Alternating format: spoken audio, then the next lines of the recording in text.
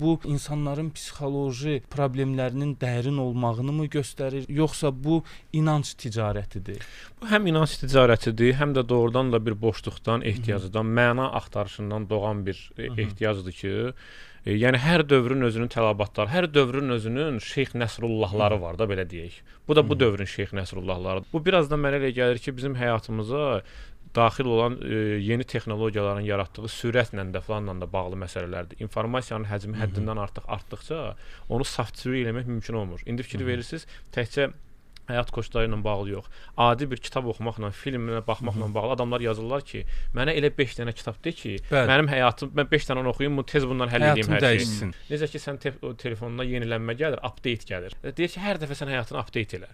Yəni daha yaxşı versiyası var. Sənin həyatının həmişə daha yaxşı versiyası var və bitib tükənmir. Yəni hamısı daha yığcam, daha tez bazar, hazır paket şəklində bir şey axtarır. O boşluq həyatımızın bütün sahələrində var. Boşluq var deyə o boşluğa bu cür axmaq, yəni psevdo elmi şeylər də olur. Bunlar hamısı saxta elmdir, psevdo elmdir. Heç bir elmi əsası yoxdur. Hazırlıqsız adamları ovlayan belə bir arzu dəllallarıdır bunlar. Adamların arzularına dəllallıq edən adamlardır.